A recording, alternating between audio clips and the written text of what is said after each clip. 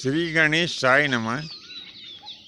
प्रिय बंधुओं, कुरुवंश के अंतर्गत एक प्रतीप नाम के बड़े ही प्रतापी राजा हुए हैं।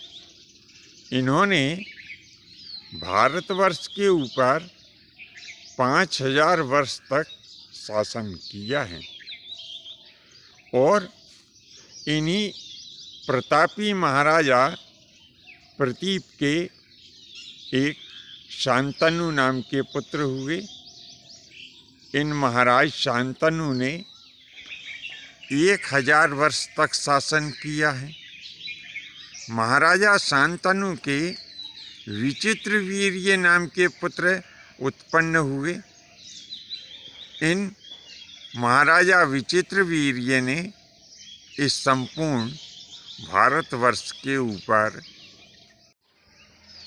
200 वर्षों तक शासन किया। महाराजा विचित्रवीर्य के 2 पुत्र थे। बड़े पुत्र का नाम था धृतराष्ट्र और छोटे पुत्र का नाम था पांडु। तो इनमें जो धृतराष्ट्र थे वे जन्म से ही अंधे थे। इसीलिए महाराज विचित्रवीर्य के स्वर्ग गमन के पश्चात उनके छोटे पुत्र पांडु को राज सिंहासन पर बिठाकर राज तिलक कर दिया गया।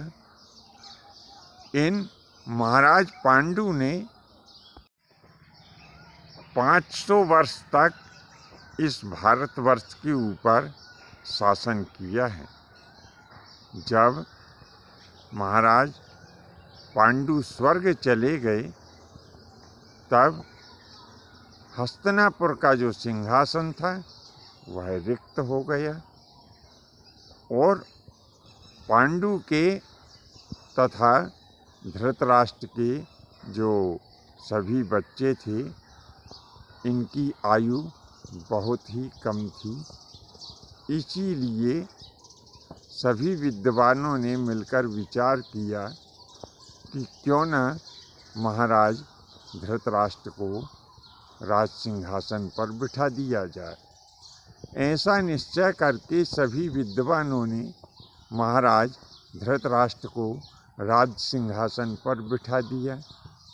इन महाराज धृतराष्ट्र का जो शासन था वह बहुत ही कम अवधि तक रहा। इसीलिए यहाँ पर कितने वर्षों तक उन्होंने शासन किया इसका कोई विशेष स्पष्ट उल्लेख प्राप्त नहीं होता है। महाराज धृतराष्ट्र के 101 पुत्र थे। इनमें 100 पुत्र जो थे वो गांधारी के गर्भ से उत्पन्न हुए थे और एक पुत्र जिसका नाम युयुत्सु था यह दासी पुत्र था।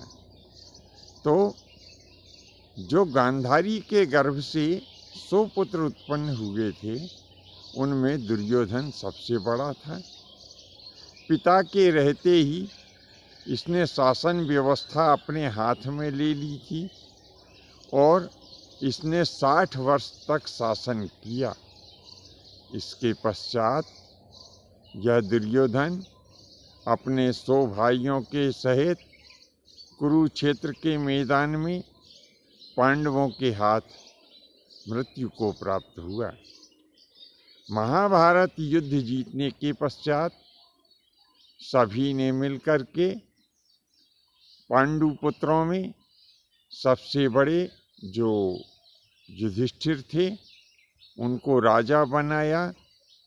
महाराजा युधिष्ठिर ने इस संपूर्ण भारतवर्ष का शासन 50 वर्षों तक किया।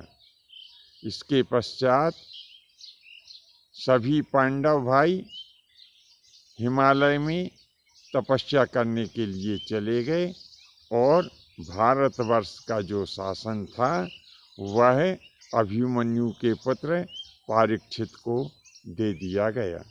बंधुओं, आज के लिए बस इतना ही।